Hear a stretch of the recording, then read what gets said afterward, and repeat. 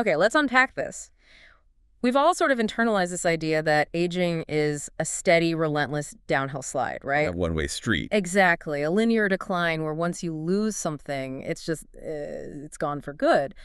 But what if one of the clearest signs of aging gray hair is actually reversible? And that finding is exactly what we're using today to kind of throw out the old rule book. Yeah. We're diving into some source material that suggests hair graying is tightly linked to stress Right. and can, in fact, darken again when that stress goes away.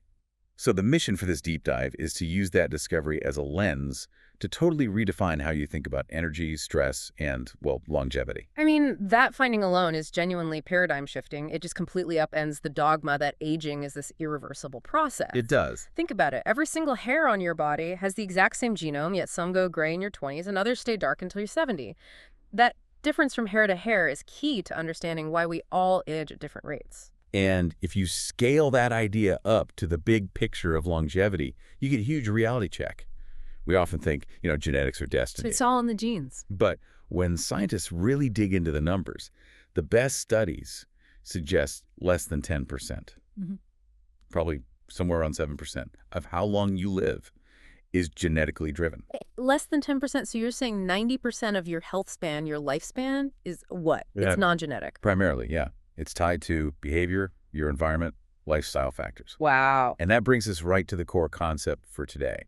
If it's not mainly the genes determining how we age, it has to be the energy flow through the system. We've got to move past this simplistic idea that mitochondria are just the powerhouses of the cell. Right. The little batteries that make ATP. And we should probably clarify ATP right away because we'll be using it a lot. For you listening, ATP is adenosine triphosphate. It's basically the energy currency your cells use for almost everything. A perfect summary. But the point is, mitochondria don't just passively churn out that currency. They act as these really sophisticated antennas. They're information processors. What do you mean by antennas? They're the link. They connect your psychological experiences, your daily behaviors, how you think, how you handle stress directly to your organ health, your rate of aging, and that feeling, that actual sense of vigor you have. Okay, so let's start with the fundamental physics then. Let's build that framework of flow. What even is the energy of life? Even physicists argue about a single definition. But the most useful one for biology is that energy is the potential for change. The potential for change? It shows up in different forms, thermal, kinetic, potential, but the crucial thing is it flows and it transforms. It's never created or destroyed, it just changes form. Can you ground that for me? Potential for change sounds a bit abstract. How does that look in my body? Is it just movement? It's more than movement, it's transformation. Think of the flow cycle. It all starts with the outer reactor, the sun. Plants use photosynthesis to turn that solar energy into, biochemistry, into food and oxygen. Then we eat that food, and inside our bodies, our inner reactors, the mitochondria, take over. And they take that biochemical energy and transform it into, what was it? An electrochemical gradient. That sounds really technical. Think of it like charging a tiny, tiny battery across the mitochondrial membrane. The membrane becomes polarized. It holds this massive electrical potential. It's a charge. A charge, exactly. Right. And that charge is what the cell then uses, kind of like water pressure turning a turbine, to make water and ATP. And that closes the whole loop, right? Photosynthesis makes food and oxygen, and our mitochondria bring them back together inside us, releasing water and CO2. Which is exactly what the plants needed to start the whole cycle over again, is this massive planetary respiration cycle. It's beautiful, really. And you're saying this flow, this constant transformation, that's the difference between being alive and not. It is the fundamental difference. Think about a person who is thinking and feeling, and then a cadaver. The genes are the same, the cells are there, the tissues are intact. The only difference is the flow of energy. When that flow stops, the mind dies. That's a profound thought. It means you're not really a static object, you're an energetic process. And this flow must dictate our psychology, too. Absolutely. You don't actually feel the quantity of energy you have stored. You don't feel the thousands of calories of fat you might be carrying. No, of course not. You feel the change in energy, the delta. It's like if you're in a car with your eyes closed, you don't feel constant speed, you feel acceleration or deceleration. Which maps perfectly onto emotions. People say emotions are literally energy in motion. That rush of adrenaline, the butterflies, that's just the body sensing a rapid shift in its energetic state. Even perception works this way. You need resistance to perceive anything. Seeing requires your retina to resist the flow of photons. Hearing needs the eardrum to resist pressure waves. We perceive change, transformation, not static energy. So if life is this dynamic flow, then we really have to stop thinking of mitochondria as these boring little batteries. Yeah. They're the control system. Exactly. They're not just powerhouses. They are energy patterning systems. They take that raw current, that electrochemical gradient, and they pattern it into molecules like ATP or into specific signals depending on what the cell needs. So they're like an information processor. We call it the mitochondrial information processing system. Think of it like a Morse code lever.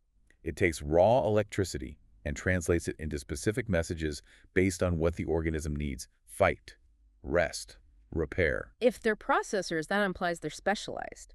So are the mitochondria in my liver different from the ones in my heart? Oh, dramatically different. We call them mitotypes. Mm-hmm. Heart mitochondria are completely distinct from liver mitochondria and so on.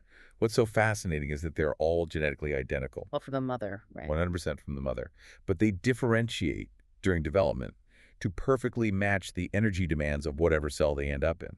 That maternal legacy is so interesting. Is that why the heritability of longevity seems to be more maternal than paternal? That's the leading hypothesis, yes. This single-parent inheritance ensures a really close metabolic match between the mother and the baby. Historically, that would have been crucial for survival, especially during things like breastfeeding.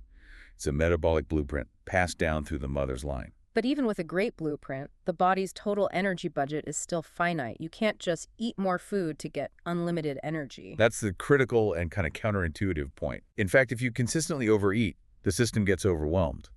You get what you could call energy resistance. Like pushing too much current through a wire.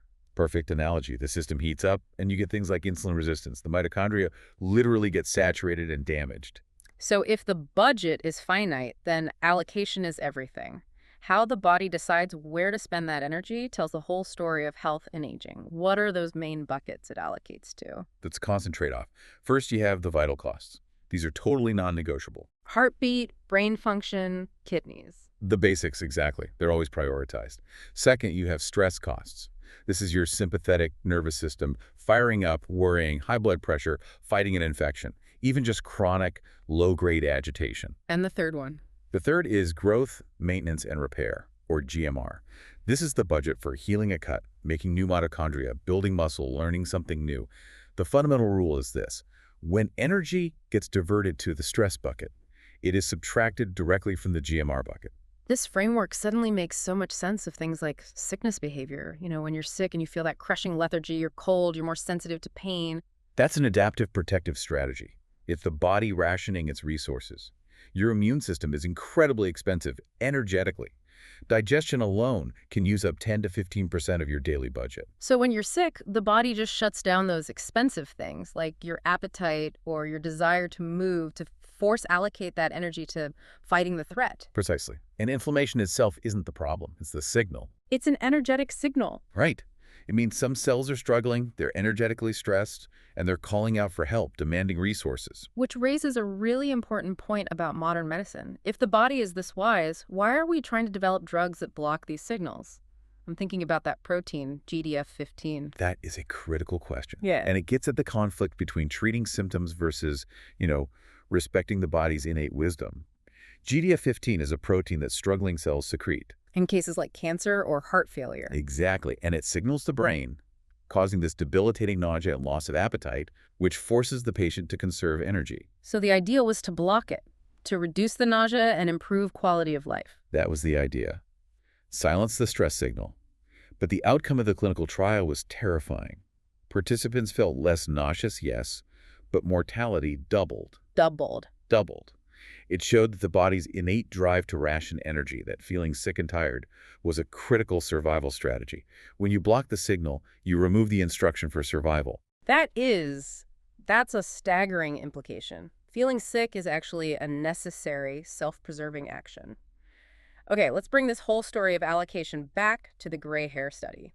This is where those buckets, vital, stress, and GMR, all intersect. So the reason they could even prove gray hair was reversible was by finding individual hairs with two colors, like tree rings, as we mentioned. By analyzing tiny segments, they could create a historical record of that person's energetic state. And what did that record show? It revealed that periods of peak psychological stress, we're talking intense life crises, worrying, even prolonged academic pressure, correlated perfectly with the hair segment turning gray. So the hair went gray during the stress, and when the stress went down... When the stress was reduced, getting a new job, reconciling a relationship, even just going on vacation, the hair went back to its dark color. The graying wasn't a permanent failure. It was a temporary energetic response to a crisis. What was the actual mechanism? This is where the mitochondria as information processors really comes into play, isn't it? It is. The molecular analysis of the gray hair segments showed that the white part had significantly more mitochondrial proteins. More, not less. More. It suggests that the graying was related to the hair follicle being forced to ramp up its energy machinery. It increased its engine size, so to speak, to cope with the systemic stress.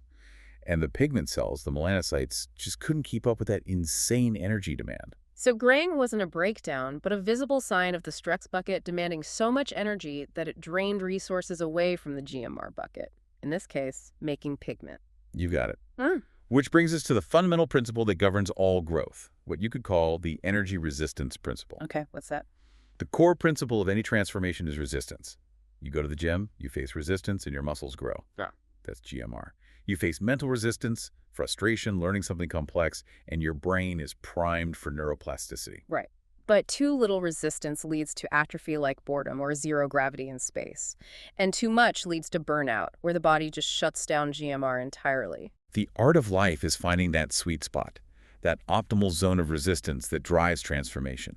And that flow has to be cyclical, just like the heart. How so? The heart works by contracting, that's action, resistance, and then relaxing, which is the refractory period of rest. The sleep-wake cycle is the same. We have to master that dynamic transition between periods of high resistance, of effort and doing, and periods of deep rest, of just being.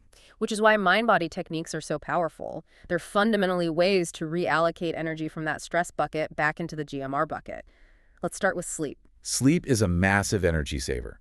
You save 10 to 15% of your energy expenditure compared to being awake. And why?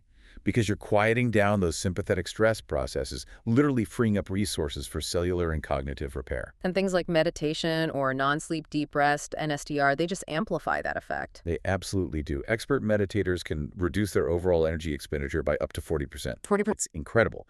By reducing that stress cost bucket so much, you free up a huge amount of energy for GMR, for healing, for learning. It might even reduce how many hours of conventional sleep you need, because the rest you're getting is so much more restorative.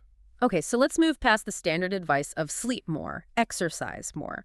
Can you give our listeners 3 specific energy-focused tweaks based on this new science of allocation and resistance? Sure. First, introduce periods of deliberate resistance by being hungry sometimes, intermittent fasting, or even just skipping breakfast. That hunger signal forces your mitochondria to adapt. They fuse together, which can make them more efficient and helps clear out the weaker ones. You're playing a healthy resistance. Okay, what's number 2? Second, be out of breath. Find ways to breathe hard for a sustained period. It doesn't have to be long-form cardio. Short, intense spurts work. Hard breathing is a signal that your mitochondria are calling for oxygen, that they're flowing more energy. That stimulates growth. Then a third one. And third, practice short meditation or NSDR. Just 10 minutes a day is enough. This isn't about emptying your mind. It's about helping you tune in to your own energetic state, to become aware of your internal flow. By practicing deep rest, you get better at transitioning out of that high-cost stress state. So when we put this all together, what does it mean? We've replaced this image of mitochondria as dull batteries with a dynamic, energy-flowing information processing system. A system that links your mind directly to your rate of aging. And health, vitality, fulfillment. They aren't about trying to get infinite energy. They're about mastering the allocation and transformation of a finite energy budget. Longevity isn't an endless marathon. It's about knowing when to sprint, when to rest, and when to let your internal systems reallocate and repair. You aren't defined by the static matter you're made of, but by the flow of energy that runs through you. So here's the final thought. Think about yourself not as a collection of noun cells, genes, organs, but as a verb, as an energetic transformative process. If you adopt that perspective, how would that change the way you interact with the resistance in your life? How are you channeling your energy? And are you really listening to your body's innate wisdom about when to conserve, when to resist, and when to flow? That is the central, enduring challenge to longevity and well-being.